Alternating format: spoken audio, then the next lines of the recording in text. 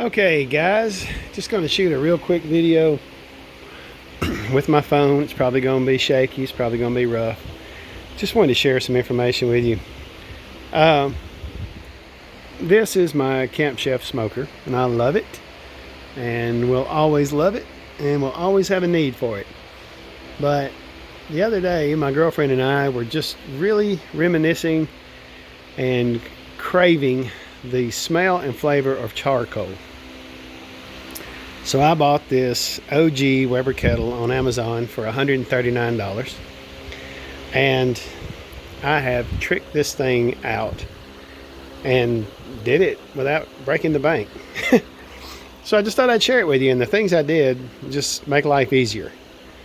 As if you have a original Weber kettle, you know that it doesn't have a thermometer on the lid, and the higher end Weber kettles actually have a thermometer, but it's back here, which is useless, because if you are doing a 2-zone cook, your fire is back there, so your thermometer is over a blazing fire, so it's basically useless.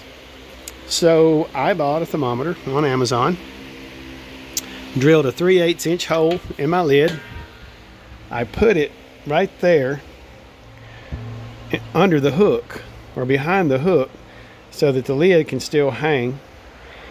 And anyway, it keeps it does great. It's pretty close to the grate. Got my burnt charcoals here. It's pretty close to the grate, and it does a wonderful job. Excuse the dirty grill, but I wanted to show you this too. If you have a Weber kettle, you've probably heard of the slow and sear. That thing is $100. Well, I bought 2 charcoal baskets. I think they were 20 bucks. Took the ends apart, put them together, made one basket, used some self-tapping screws. I put one right there, and I put 2 in the back. So self-tapping screws and 3 self-tapping screws and 2 baskets, and bam, I've got a bro and sear. There's all kinds of YouTube videos to see how to make those. Also, I just bought a tin pan. I think it's about a half-sheet tin pan, and then molded it to fit my grill.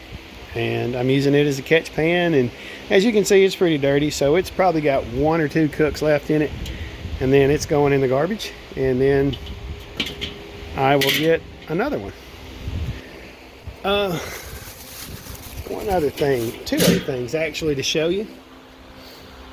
On the original Weber kettle, the damper doesn't have any kind of handle on it. You just have that little aluminum sliver of metal that burns the crap out of your fingers. So I cut a block of wood, I painted it with heat resistant paint that I already had from an old gas grill that got to looking rough.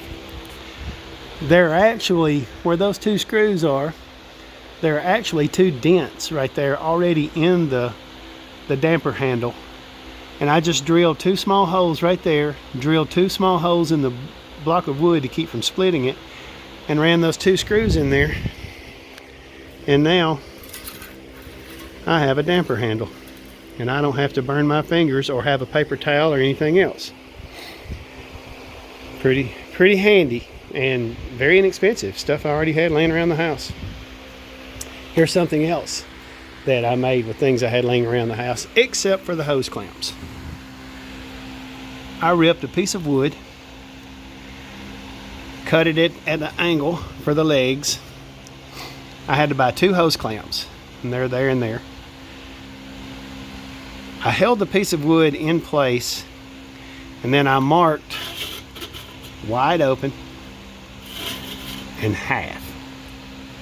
Now from there, you can pretty much guess that's about 1/4, and that might be 3/4 of the way. But if you know where wide open is and half is, you're already ahead of the game. And the original Weber kettle did not give you any way of knowing where your damper, your bottom vent was, without crawling under there and trying to look. Especially if you're doing a 2-zone cook and you've got a pan and the rowan sear in there.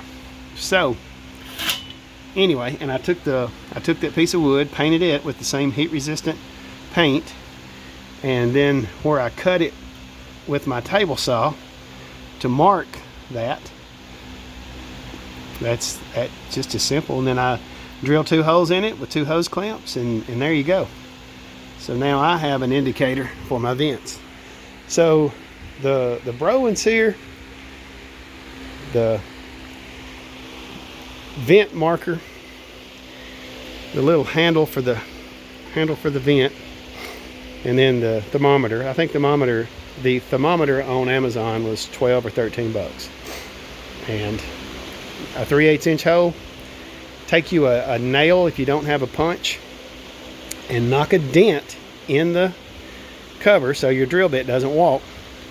You don't have to hit it very hard. This dome actually dented pretty easily.